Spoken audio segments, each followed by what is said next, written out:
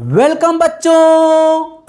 आज की क्लास में हम लोग बहुत ही इंपॉर्टेंट टॉपिक को पढ़ेंगे, सिंपल, स्मार्ट और इंटरेक्टिव तरीके से, वो भी डीप फीलिंग के साथ। क्योंकि जब हम कोई चीज़ फील करके पढ़ते हैं तो वो चीज़ हमें लंबे समय तक याद रहती है। So let's start feel. आज हम लोग फील करने वाले हैं measurement of length in direct method. अब इनडायरेक्ट मेथड का क्या मतलब है? सपोज कीजिए कि आप यहां पर खड़े हैं और इस पॉइंट का नाम है ए, और आपको इस पॉइंट पर कोई आपका फ्रेंड खड़ा है और उस पॉइंट का नाम है बी। हम चाहते हैं अपने दोस्त के बीच के दूरी को मेजर करना कि ये दूरी कितनी है। तो कैसे मेजर करेंगे?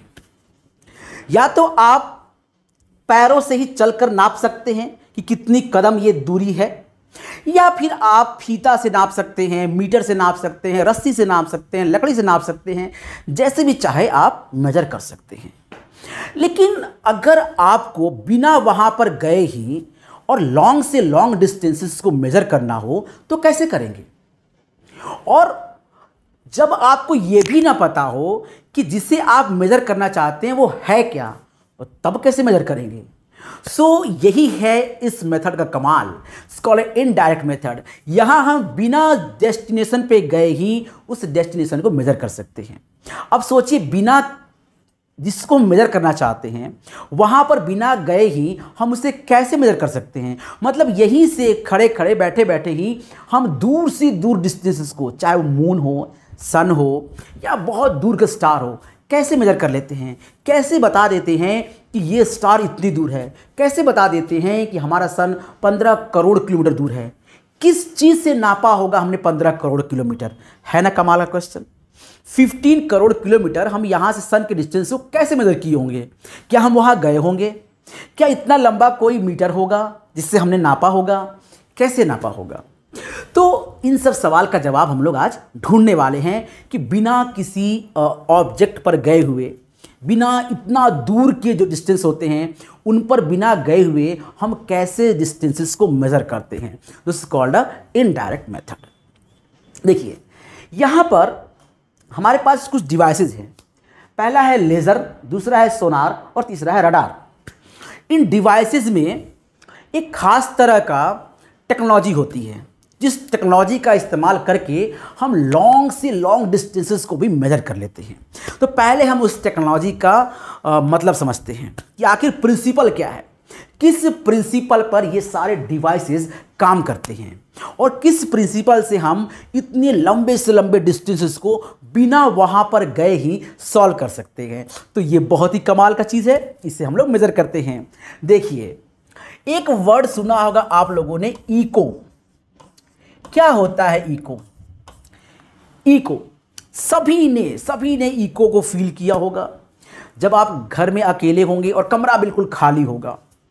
जब पुताई वगैरह होती है, दिवाली आती है, पुताई होता है, सारा सामान बाहर और कमरा बिल्कुल खाली। ऐसे केस में जब आप चिल्लाते हो तो आपका साउंड चारों तरफ गूंजता है। अगर आप किसी पहाड़ चले जाओ और पहाड़ों पे आप चिल्लाओगे तो दूसरे पहाड़ से टकराकर आपकी आवाज़ आएगी और आपको ही सुनाई देगी। इसे कहते हैं इको। तो इको तो एक मान लीजिए कि सिस्टम है कि इको हमें हुआ, मतलब कि हमें अपनी आवाज़ सुनाई दिया। लेकिन ये क्यों सुनाई दिया? सवाल उठता है, क्यों सुनाई दिया? आखिर क्या हुआ होगा कि हमें अपनी ही आवाज़ सुनाई दे रही है? तो उस चीज़ का नाम है रिफ्लेक्शन। ये एक फिनोमिना है। रिफ्लेक्शन एक फिनोमिना है जिस पे ये इको होता है और जिस पर बेस्ड ये सारे डिवाइसेस काम करते हैं। पहले समझ लीजिए रिफ्लेक्शन क्या होता है। क्लास 10th में आपने रिफ्लेक्शन पढ़ा होगा कि यहाँ पर एक रिजिड हमारा स्मूथ सरफेस है और यहाँ पर एक लाइट रे आती है और टकरा कर वापस इसी मीडियम में चली जाती है। ये पढ़ा आपने। इसे कहते हैं हम लोग रिफ्लेक्शन। इसकी खासियत क्या है? इसकी खासियत है दो। सबसे पहली खासियत कि जिस मीडियम से आती है उसी मीडियम में वापस जाती है, सबसे पहली खासियत। और दूसरी खासियत कि इसका स्पीड चेंज नहीं होता, जिस स्पीड से वो आती है उसी स्पीड में चली जाती है। इस मीडियम में जिस स्पीड से ये रे आएगी, ठीक उसी मीडियम में जब जाएगी रिफ्लेक्ट होके, तो उसकी वेलोसिटी सेम होगी, स्पीड सेम होगी, मतलब उसका स्पीड सेम होगा, वेलोसिटी तो डिफरेंट हो जाएगी क्योंकि डायरेक्शन चेंज हो जाएगा। सो रिफ्लेक्शन का दो बड़ी खासियत, पहला रिफ्लेक्शन सेम मीडियम में होता है, सेम मीडियम में लाइट वापस आती है टकरा कर, और दूसरा साउंड या फिर लाइट जो टकरा कर वापस आती है उसकी स्पीड चेंज नहीं होती है, सिर्फ डायरेक्शन चेंज होता है, स्पीड सेम रहती है। अब इसी फिनोमेना का हम लोग यूज़ करते हैं।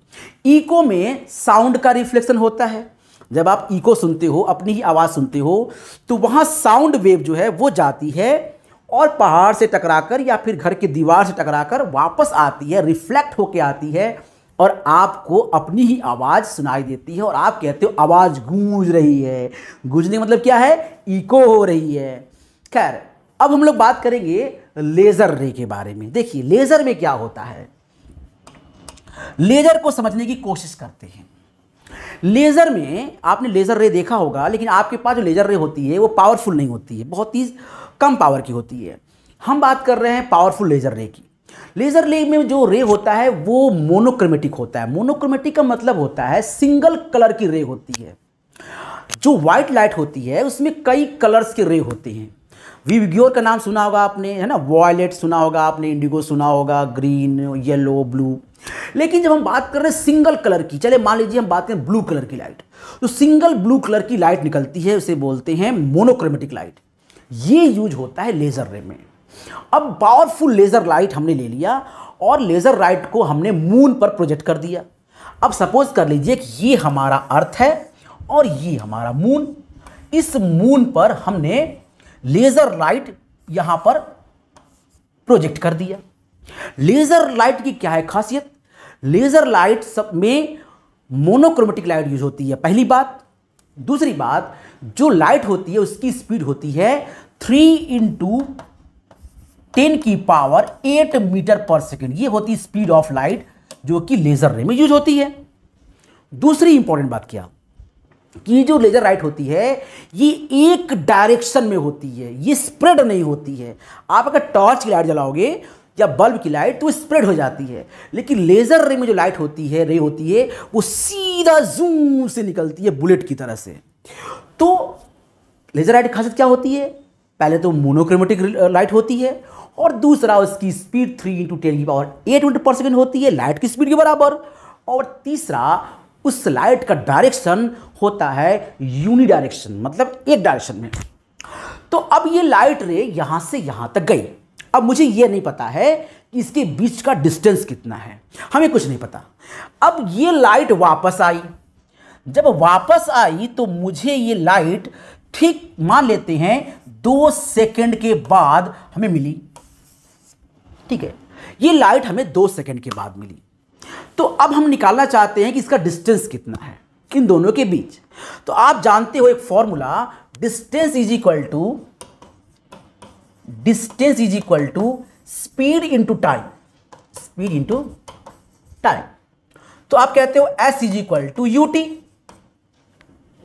अब आपको निकालना क्या है? आपको निकालना है डिस्टेंस S। स्पीड पता है आपको, स्पीड पता है हमें 3 × 10⁸। अब समझिए जो टाइम है वो कितना पता है? वो पता है हमें 2 सेकेंड। लेकिन ये जो सम आप निकाल रहे हो, जो टाइम है वो टाइम आने और जाने दोनों का मिला के है, दोनों का मिला के। तो आपको क्या चाहिए? आपको चाहिए सिर्फ आधा समय। तो आप इसके आधे समय को ले लीजिए, मतलब वो समय हो गया 2। तो आपको निकल के आ जाएगा कि डिस्टेंस होगा S, वो हो जाएगा 3 × 10⁸ मीटर। तो आप कह सकते हो यहां से यहां की दूरी 3 × 10⁸ मीटर है। चलिए फिर से एक बार समझ लेते हैं हम लोग, एक और एग्जांपल ले लेते हैं। सपोज करिए कि यहां पर एक A ऑब्जेक्ट है और यहां पर ऑब्जेक्ट है B। हमें यहां की डिस्टेंस नहीं पता है, हमने लेजर ले लिया और जूम से मार दिया लेजर रे। मुझे नहीं पता ये लाइट यहां पर कितने समय में पहुंची होगी, मुझे समय भी नहीं पता, ना डिस्टेंस पता है ना समय पता है। लेकिन जब वापस ये लाइट आ गई तो मुझे पता चला कि ये लाइट जो वापस आई है उसमें आने में समय लगा है मान लीजिए टी सेकेंड, हमें टी सेकेंड में ये लाइट बाउंस बैक करके वापस आ गई। अब हम निकालेंगे डिस्टेंस, तो डिस्टेंस क्या हो जाएगा हमारा, डिस्टेंस हो जाएगा हमारा स्पीड इनटू ये टाइम आप निकाल रहे हो, वो टाइम जो है वो आने जाने दोनों मिलाकर बराबर है, तो आप लिखो टाइम अपॉन 2। तो क्या बन गया ये, तो बन गया डिस्टेंस हमारा हो गया s, स्पीड हो गया c मतलब क्या, लाइट की स्पीड, इनटू टाइम t और अपॉन 2। इस तरह से हम निकाल सकते हैं कि यहां से यहां तक का डिस्टेंस कितना है। तो this is the phenomena of laser ray. तो लेजर रे में मोनोक्रोमेटिक लाइट यूज होती है, उसकी स्पीड लाइट की स्पीड के बराबर होती है, उसका डायरेक्शन यूनिडायरेक्शन होता है, एक डायरेक्शन में होता है, और हम लोग distance is equal to speed upon speed in time से इस फॉर्मूले से हम लोग डिस्टेंस निकाल लेते हैं बिना वहां पर गए, बिना मून पे गए हम निकाल सकते हैं कि यहां से मून का डिस्टेंस कितना है। तो है ना कमाल का। चलिए आगे बढ़ते हैं और हम बात करते हैं अब सोनार का। सोनार आप देख रहे होंगे तो आपको एक चीज दिमाग में खटक रही होगी कि एस मतलब तो हो गया साउंड, लेकिन ओ मतलब क्या है यहां पर, यहां तो ओ है ही नहीं, यहां तो सीधा एन है नेविगेशन। तो बच्चों ये जो एसओ है ये पूरा का मतलब होता है साउंड। देखो यहां पे एसओ है और यहां पे एसओ है, तो एसओ का मतलब हो गया साउंड, तो ये हो गया sound. N for navigation, A for and और एर फॉर रैंगिंग। तो सोनार का मतलब हो गया साउंड, नेविगेशन एंड रैंगिंग। तो एग्जाम में आता है सोनार का फुल फॉर्म लिखिए और साथ में सोनार किस पर्पस से यूज किया जाता है इसके बारे में लिखिए। तो सोनार का मतलब क्या होता है, फुल फॉर्म क्या होता है, ये तो मैंने बताया आपको, साउंड, नेविगेशन एंड रैंगिंग। अब बात कर लेते हैं कि इसका यूज कहां होता है। तो बहुत से पिक्चरों में आपने सबमरीन देखा होगा, और सबमरीन में जो लोग होते हैं वो बाहर ज़्यादा दूर तक नहीं देख पाते, क्योंकि पानी के अंदर बहुत ज़्यादा दूर तक हमें दिखाई देता नहीं है। और इस केस में हम पता कैसे लगाएंगे कि हमारे सामने कोई पहाड़ तो नहीं, हमारे सामने कोई दूसरी जहाज़ तो नहीं, हमारे सबमरीन तो नहीं, या हमारे सामने कोई और दुश्मन की सबमरीन तो नहीं, कैसे पता लगाएंगे जबकि हमें अंदर दूर तक दिखाई दे नहीं रहा है और हम वहां पहुंच भी नहीं सकते हैं। तो यहां से बैठे बैठे हम चाहते हैं पता लगाना कि सामने कुछ दूरी पर कोई जहाज है या नहीं, कोई पहाड़ है या नहीं। तो इसके लिए हम लोग क्या करते हैं, सोनार का यूज करते हैं। साउंड, नेविगेशन एंड रैंगिंग, सोनार का यूज करते हैं। इसमें हम लोग अल्ट्रासोनिक साउंड यूज करते हैं। साउंड, अल्ट्रासोनिक राउंड मतलब साउंड की स्पीड से भी तेज चलने वाली साउंड, अल्ट्रासोनिक साउंड हम लोग इस्तेमाल करते हैं। बहुत फास्ट साउंड होती है, साउंड की स्पीड से भी तेज चलती है। सो अल्ट्रासाउंड जब हम लोग वेव यहाँ से निकालते हैं तो ठीक वही काम करता है जो काम लेज़र कर रहा है। लेज़र पर मोनोक्रोमेटिक लाइट यूज होती है, यानी कि उसकी स्पीड होती है 3 × 10⁸, और यहाँ पर जो रे यूज हो रही है, वेव यूज हो रही है, वो हो रही है मोनोक्रोमेटिक, सॉरी यहाँ पे जो रे यूज हो रही है वो रे हो रही है अल्ट्रासाउंड रे। सो यहाँ पे जो रे यूज हो रही है वो है अल्ट्रासाउंड। तो सोनार में जो वेव यूज होती है वो होती है अल्ट्रासाउंड वेव, और जो लेजर में वेव यूज होती है वो होती है मोनोक्रोमेटिक वेव। सो मोनोक्रोमेटिक वेव, सोनार में जो वेव यूज होती है वो होती है अल्ट्रासोनिक वेव। लेजर में जो यूज होता है वो होता है इलेक्ट्रोमैग्नेटिक वेव, जिसे हम लोग कहते हैं कि यहां पर जो मोनोक्रोमेटिक लाइट यूज हो रही है वो एक तरह से क्या है, वो इलेक्ट्रोमैग्नेटिक वेव है। तो फिर समझ लीजिए, यहां पर इलेक्ट्रोमैग्नेटिक वेव यूज होता है और यहां पर अल्ट्रासोनिक वेव यूज होता है। अल्ट्रासोनिक वेव का मतलब होता है हाई स्पीड की साउंड, मतलब साउंड से भी स्पीड चलने वाला वेव होता है, से बोलते हैं अल्ट्रासोनिक वेव। जिसकी स्पीड साउंड से तेज हो, this is called ultrasonic wave. तो अल्ट्रासोनिक वेव यहां पर इस्तेमाल होता है और बिल्कुल वैसे ही काम करता है जैसे हमारा लेजर काम करता है। यहाँ पे भी वही बात है। अब मान लीजिए कि ये आपकी जहाज हो गई, इस जहाज के अंदर आप बैठे हैं, ये जहाज है हमारी पनडुब्बी जहाज, मतलब सबमरीन है, और यहाँ पर कोई पहाड़ है और मुझे यहाँ कुछ दिखाई नहीं दे रहा है, पानी गहरा है, पानी के अंदर हम ज़्यादा दूर तक देख नहीं सकते हैं। तो यहाँ से एक वेव निकली, यहाँ टकराई और टकरा के वापस चली आई, और जब वापस चली आई तो आप समझ गए कि यहाँ से वापस आने में समय लगा है t। तो व्हाट अबाउट डिस्टेंस? डिस्टेंस हो जाएगा u जो इसकी वेलोसिटी है और इनटू टाइम यानी t/2। t/2 क्यों रखा मैंने? क्योंकि t जो समय है वो आने और जाने दोनों का मिलाकर है। हम क्या निकालना चाहते हैं? सिर्फ और सिर्फ डिस्टेंस निकालना चाहते हैं, एक तरफ का, दोनों तरफ निकाल नहीं चाहते। तो आप क्या करोगे? जो भी डिस्टेंस निकलेगा उसमें आप 2 का डिवाइड कर दोगे, तो आपको मिल जाएगा इसके और इसके बीच का डिस्टेंस। ये हमने कैसे निकाला? सोनार से। इसका यूज कहाँ हुआ? सबमरीन में। वहाँ पे हम किसका डिस्टेंस निकालते हैं?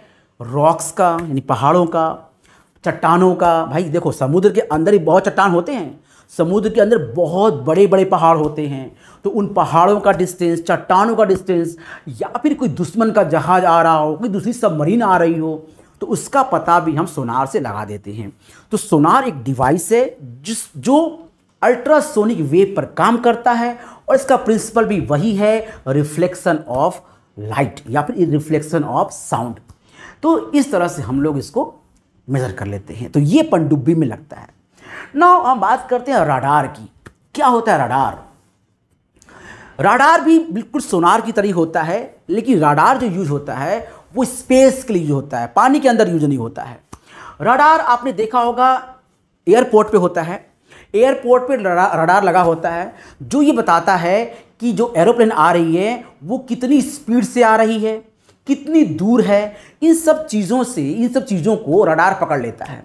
रडार पकड़ लेता है मतलब रडार से हम एरोप्लेन का हिसाब किताब लगा लेते हैं कि जो हमारा एरोप्लेन इस एयरपोर्ट पर उतरने वाला है उसका डिस्टेंस कितना है, एलिवेशन कितना है, स्पीड कितना है। ये सब कुछ हम यहाँ से बैठे बैठे लगा देते हैं। कमाल की बात है, एक एरोप्लेन आपके आसमान से उड़ रही है, आप यहाँ से बैठे बैठे बता सकते हो कि उसकी डिस्टेंस कितनी है, स्पीड कितनी है, एलिवेशन कितना है।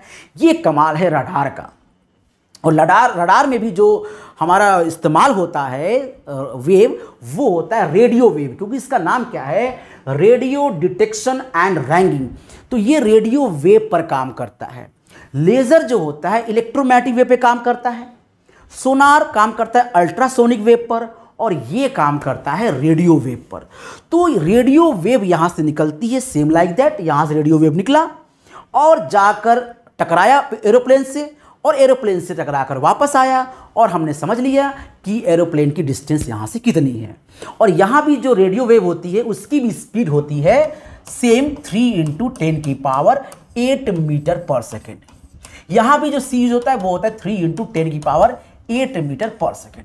तो फॉर्मूला यहाँ भी जो इस्तेमाल करेंगे वो इस्तेमाल करेंगे S = C × T/2, और यहाँ इस्तेमाल करेंगे S = V × T/2, और यहां इस्तेमाल करेंगे सेम S = C × T/2।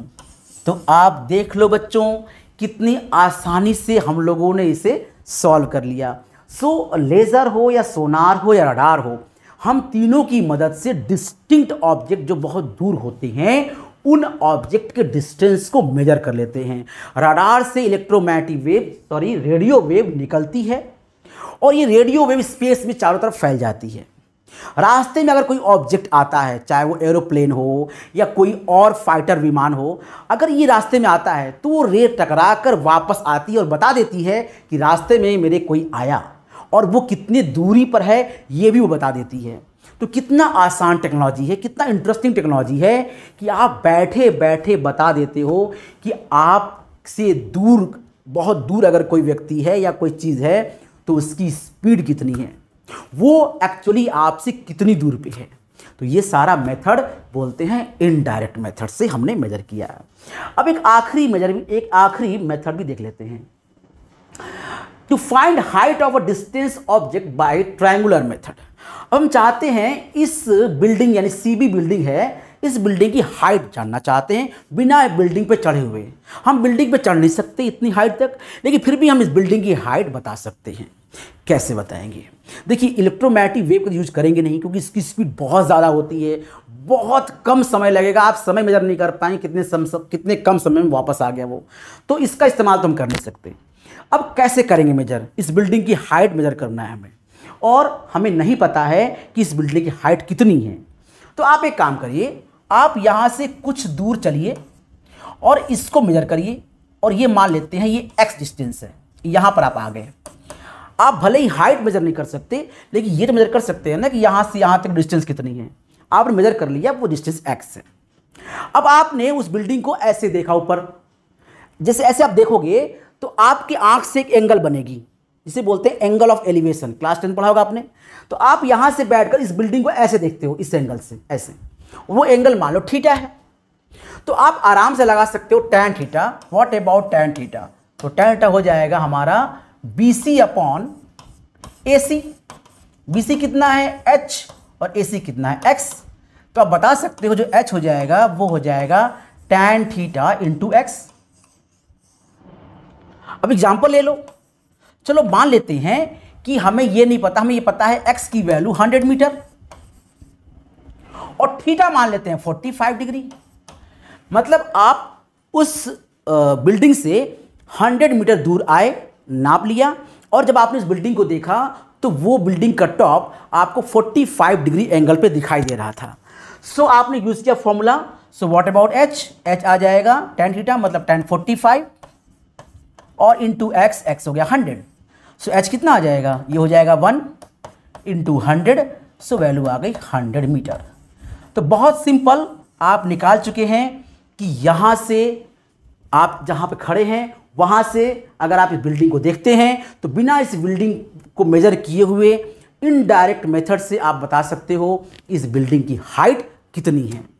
तो बच्चों, अब आप समझ गए होंगे कि बहुत दूर, बहुत बड़े बड़े ऑब्जेक्ट को भी आप बिना वहाँ पर गए ही मेजर कर सकते हैं।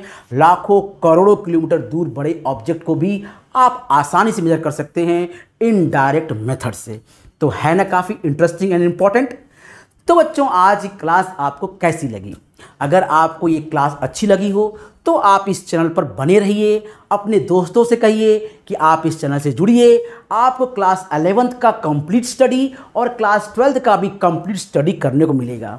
साथ में आपको फाउंडेशन फॉर IIT JEE भी करने को मिलेगा, जिससे आपका बेसिक कॉन्सेप्ट बहुत स्ट्रांग हो जाएगा, और फिर तो आप आराम से बोर्ड में भी अच्छे नंबर लाएंगे, और साथ में आपका सिलेक्शन भी IIT JEE में और साथ में नीट में भी हो जाएगा। सो अगर आप चाहते हैं कि आपके अच्छे मार्क्स आए, आपका कॉन्सेप्ट क्लियर हो, तो आप इस चैनल पर बने रहिए।